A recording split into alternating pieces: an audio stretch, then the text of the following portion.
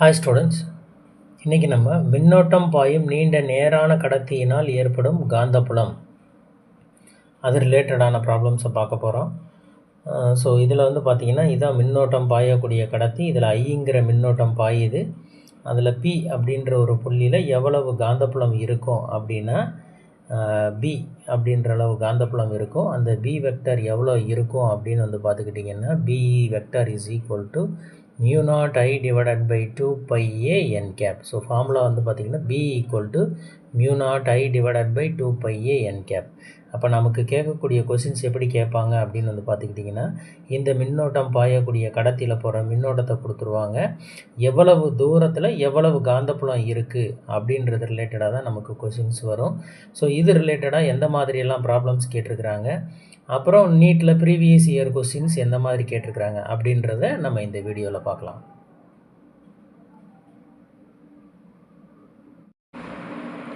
நீண்ட நேரான கடத்தியிலிருந்து 6 தொலைவில் உள்ள புள்ளியில் காந்தப்புலம் 6 × 10⁻⁵ டெஸ்லா எனில் 2r தொலைவில் உள்ள புள்ளியில் காந்தப்புலம் எவ்வளவு? நீண்ட நேரான கடத்தியில் 6 தொலைவு. இப்போ இங்கே தொலைவு என்னென்னு வச்சுக்கிட்டாங்க, 6ன்னு வச்சுக்கிட்டாங்க. நமக்கு தெரிஞ்ச ஃபார்முலா என்னென்னு பார்த்துக்கிட்டிங்கன்னா b is equal to mu naught I by 2 pi a.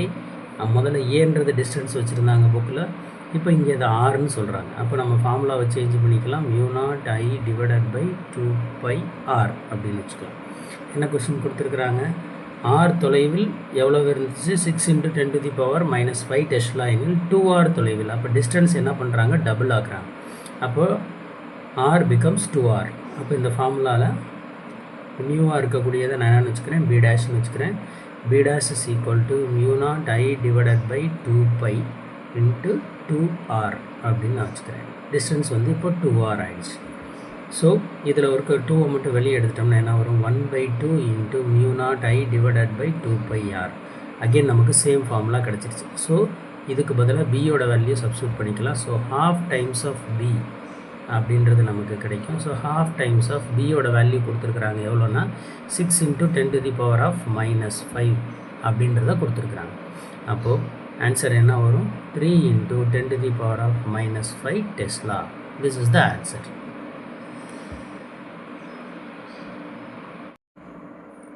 ஒரு கம்பியில் 10 ஆம்பியர் மின்னோட்டம் பாய்கிறது எனில் அந்த கம்பியிலிருந்து 0.2 மீட்டர் தொலைவில் உள்ள புள்ளியில் காந்தப்புலத்தின் மதிப்பு யாது? mu naught வேல்யூ கொடுத்துருக்குறாங்க. அப்போ கம்பியில் போகிற மின்னோட்டத்தை கொடுத்துருக்குறாங்க 10 ஆம்பியர்ன்றாங்க, டிஸ்டன்ஸு 0.2 மீட்டர்ன்றாங்க. ஸோ நம்ம சேம் ஃபார்முலா தான் யூஸ் பண்ண போகிறோம். b is equal to mu naught I divided by 2 pi a. அப்போ mu naught வேல்யூ கொடுத்துட்டாங்க 4 pi × 10⁻⁻7 இன்ட்டு கரண்ட் எவ்வளோ கொடுத்துருக்காங்கன்னா 10 ஆம்பியர். ஸோ 10 போட்டுக்கலாம், divided by 2 pi into a value எவ்வளோ கொடுத்துட்டாங்கன்னா 0.2 மீட்டர் அப்படின்னு கொடுத்துட்டாங்க. ஸோ இதை சால்வ் பண்ணலாம். இதை சால்வ் பண்ணால் pi cancel, then becomes 2. So 20 divided by 0.2 × 10⁻⁻7. அப்போ ஆன்சர் என்ன வரும், 20 divided by 0.2 value 100 × 10⁻⁻7 or 1 × 10⁻⁻5 Tesla.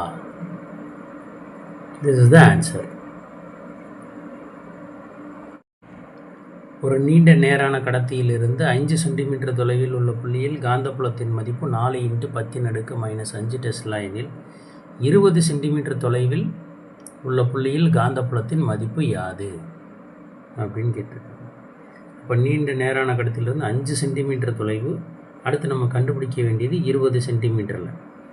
அப்போ நமக்கு ஒரு பி வேல்யூ கொடுத்துட்டு இன்னொரு பி வேல்யூ கேட்டிருக்கிறாங்க. ஸோ கொடுத்துருக்குற வேல்யூ நம்ம ஃபஸ்ட்டு இருக்கிற பி எடுத்துக்கலாம். b is equal to mu naught I divided by 2 pi a formula. அப்போ b is equal to mu naught I. mu naught value நம்ம அப்படியே வச்சுக்கலாம். ஸோ mu naught வச்சுக்கலாம். I வேல்யூ கிவன் கொடுக்கல, divided by 2 பையும் கொடுக்கல. சென்டிமீட்டருடைய வேல்யூ கொடுத்துருக்குறாங்க எவ்வளவுன்னு பார்த்தீங்கன்னா 5 சென்டிமீட்டர். ஸோ அதை மீட்டர் கன்வெர்ட் பண்ணிங்கன்னா 5 × 10⁻⁻2 மீட்டர்.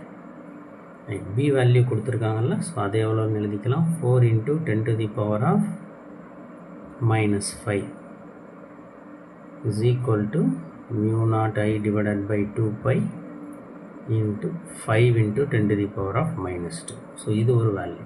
நம்மக்கிட்ட என்ன கேட்டிருக்கிறாங்க அப்படின்னா பி டேஷ் அப்படின்னு சொல்லக்கூடிய ஒரு புதிய காந்தப்புலம் கேட்டிருக்காங்க.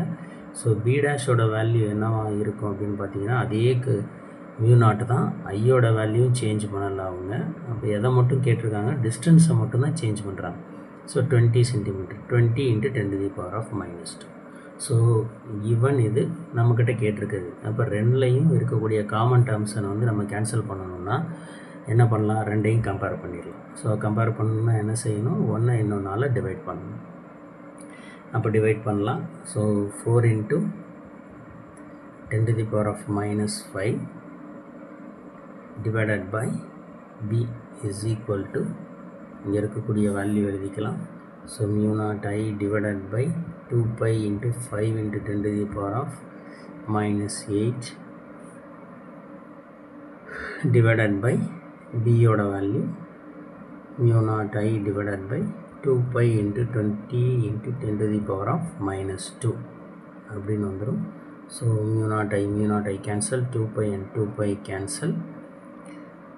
ஸோ இந்த 20 எங்கே போயிடும், நமக்கு மேலே போயிடும். ஸோ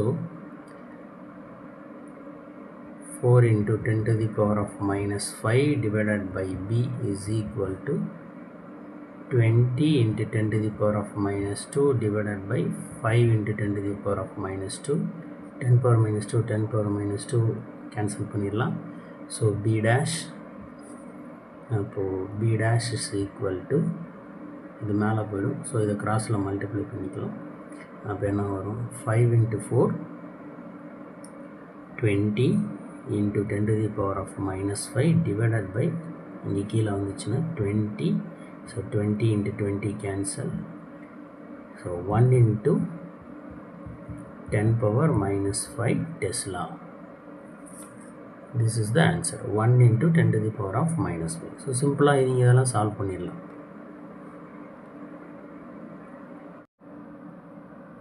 ஒரு கம்பியில் 8 ஆம்பியர் மின்னோட்டம் பாய்கிறது எனில் எந்த தொலைவில் காந்தப்புலம் 1 × 10⁻⁻5 டெஸ்லாவாக இருக்கும். அப்போது மின்னோட்டம் கொடுத்துட்டாங்க, தொலைவு கேட்டிருக்கிறாங்க. ஃபார்முலாவை கொஞ்சம் அப்படியே நம்ம ரீஅரேஞ்ச் பண்ணோம்னா ஆன்சர் கிடச்சிடலாம். ஸோ இதில் எந்த தொலைவுன்றதான் கேட்டிருக்கிறாங்க. அப்போ A is equal to mu naught I divided by 2 pi into B. mu naught ஓட value 4 pi into 10⁻⁻7, current 8 ampere divided by 2 pi into எவ்வளவு தூரத்தில் 1 into 10⁻⁻5 இருக்கும்னு கேட்டிருக்கிறாங்க. So just simple cancel, 2 times 16 into 10⁻⁻2 metre or 0.16 metre or 16 centimetre. Answer.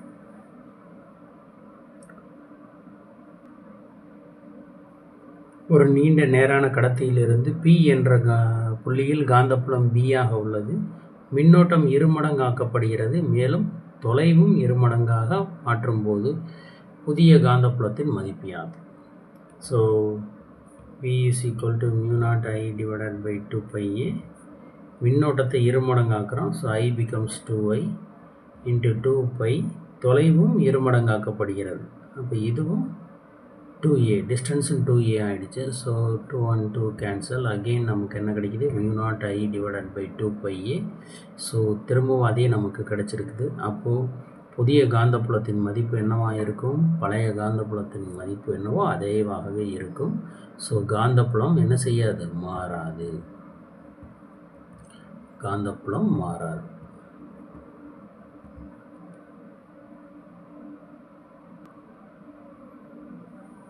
ஆரம் A கொண்ட சீரான குறுக்குவெட்டு பரப்பு கொண்ட ஒரு நீண்ட நேரான கடத்தியில் பாயும் மின்னோட்டம் I எனில் கம்பியின் அச்சில் இருந்து தொலைவு A/2 மற்றும் 2A தொலைவில் உள்ள புள்ளியில் உருவாகும் காந்தப்புலம் B மற்றும் B' எனில் காந்தப்புலங்களின் விகிதம் யாது?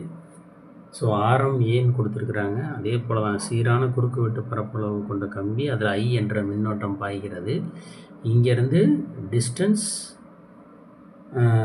நார்மலாக நம்ம ஏன்னு வச்சுருப்போம். இப்போ அவங்க 2 கொடுத்துருக்காங்க. ஒன்று a/2 டிஸ்டன்ஸ், இன்னொன்று 2aன்ற டிஸ்டன்ஸ். ஸோ இதில் ஒன்று b, இன்னொன்று b டேஷ். இந்த b டேஷில் இருக்கக்கூடிய இதை bன்னு வச்சுக்கலாம், இதை b டேஷ்னு வச்சுக்கலாம். இது ரெண்டில் இருக்கக்கூடிய உருவாகக்கூடிய காந்த புலங்களின் விகிதம் என்னன்னு கேட்டிருக்கிறாங்க. ஸோ b/b டேஷ் தான் நம்ம கண்டுபிடிக்கணும். ஸோ பியோட வேல்யூ நம்ம கண்டுபிடிச்சிடலாம். என்னது? μ0I divided by 2πa, μ0I divided by 2π into a value என்ன ஆயிடுச்சு? a/2. So 2 times of b அப்படின்றது நமக்கு கிடைக்கும். ஏன்னா μ0I/2πa அப்படின்றது வந்து நமக்கு பியோட வேல்யூ. So 2 times of b. Next b டேஷோட வேல்யூ என்னவாக இருக்கும்? μ0I divided by 2π divided by என்ன கொடுத்துருக்காங்க? 2a கொடுத்துருக்குறாங்க. ஸோ 2 முன்னாடி கொண்டு வந்தோம்னா 1/2 into μ0I divided by 2πa. So half times of b. So இங்கே என்ன ஆயிடுச்சு பாருங்கள், டிஸ்டன்ஸ் குறைஞ்சிருச்சுன்னா வேல்யூ வந்து இன்க்ரீஸ் ஆகுது, காந்தப்புலம் அதிகமாகுது.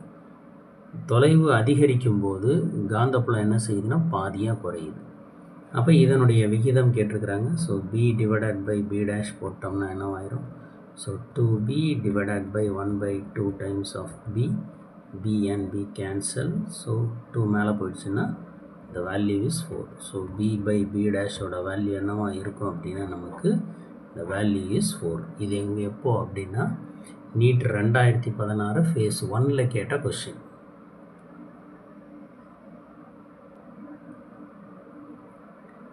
மின்னோட்டம் பாயும் நீண்ட நேரான கடத்தியில் இருந்து r தொலைவில் உருவாகும் காந்தப்புலத்தின் மதிப்பு 0.4 டெஸ்லா எனில் 2r தொலைவில் உருவாகும் காந்தப்புலத்தின் மதிப்பு. ஸோ இது வரைக்கும் நம்ம ஏற்கனவே டிஸ்கஸ் பண்ண மாதிரி டிஸ்டன்ஸ் டபுள் ஆச்சுன்னா காந்தப்புலத்தோட மதிப்பு பாதியாக குறையும்னு பார்த்துருக்கோம். டிஸ்டன்ஸ் பாதி ஆச்சுன்னா காந்தப்புலத்தோட மதிப்பு டபுள் மடங்கு ஆகும் அப்படின்னு நம்ம பார்த்துருக்கோம். ஸோ இந்த சம்மளை பொறுத்தளவுக்கு இவங்க ஆர் என்னவாயிருக்குன்னா 2r மாறி இருக்குது. அப்போ டிஸ்டன்ஸ் டபுளாக இருக்குது. அப்போ பியோட வேல்யூ பிகம்ஸ் ஹாஃப். அப்போ டைரெக்டாக ஆன்சர் போட்டுடலாம். 0.4ல் ஹாஃப் பாதி வேல்யூ எவ்வளோன்னு பார்த்தீங்கன்னா 0.2 டெஸ்லா. இதுதான் ஆன்சராக இருக்கும், 0.2 டெஸ்லா. ஸோ டைரெக்டாக ஃபார்முலா கூட போட்டு பார்த்துடலாம். v is equal to μ0I divided by 2πr. பியோட வேல்யூ வந்து எவ்வளோனா 0.4 டெஸ்லான்னு கொடுத்துட்டாங்க. ஸோ 0.4 டெஸ்லாவுக்கு μ0I டிவைடட் பை 2πr. இது நியூவாக இருக்கிறது எவ்வளோன்னு கேட்டிருக்கிறாங்க. So b dash. அப்போ அதுக்கு என்னவா இருக்கும்? μ0I divided by 2 into 2πr. ஏன்னா 2r அந்த 2 இங்கே கொண்டு வந்துட்டோம் நம்ம. ஸோ அகெயின் சேம் திங், இதை கேன்சல் பண்ணிட வேண்டியதுதான். So 0.4 divided by b dash is equal to 1 divided by 1/2. அப்போ b dash is equal to 0.4 into 1 divided by 2, 0.2 Tesla. So இதை சம்மெல்லாம் நம்ம போடாமலே ஸ்ட்ரெயிட்டாகவே நம்ம ஆன்சர் போட்டுட்டோம்.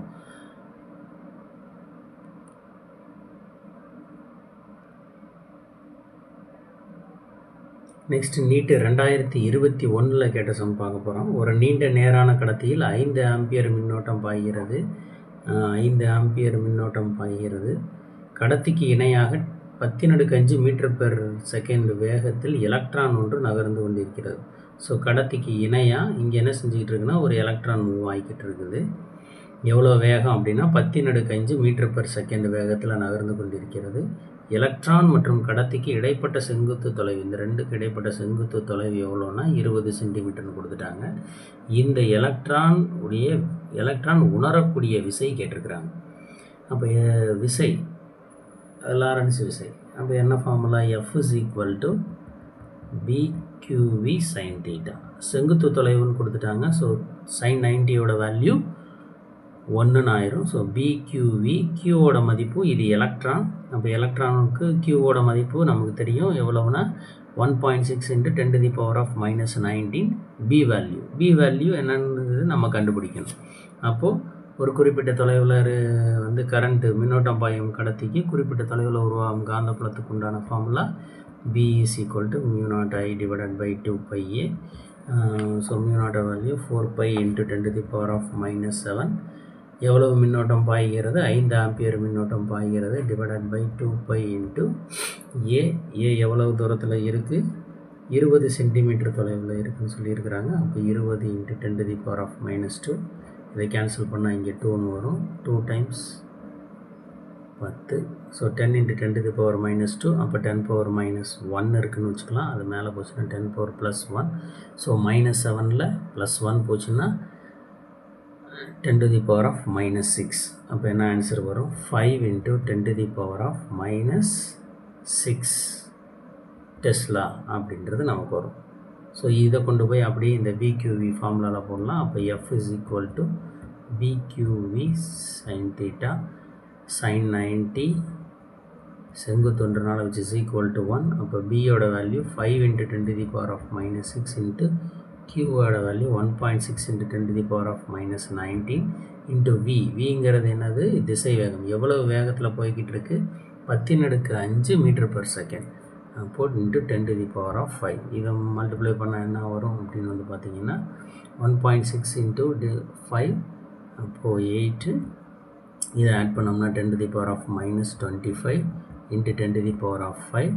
ஸோ 10 பவரை நம்ம சரி பண்ணும்போது 8 × 10⁻⁻20 நியூட்டன் அப்படின்றது நமக்கு கிடைக்கும். ஸோ ஃபார் நம்ம என்ன பண்ணியிருக்கோம் அப்படின்னா நீண்ட நேரான கடத்தி சம்மந்தமாக முதல்ல அதனுடைய ஃபார்முலா பார்த்தோம். அதை வச்சு சின்ன சின்ன கணக்குகள் பார்த்துட்டு கடைசியாக நீட்டில் கேட்கப்பட்ட ஒரு 3 இயர்ஸாக இந்த டாபிக் சம்மந்தமாக கேட்ட ஒரு கொஸ்டினை டிஸ்கஸ் பண்ணியிருக்கோம். தேங்க்யூ.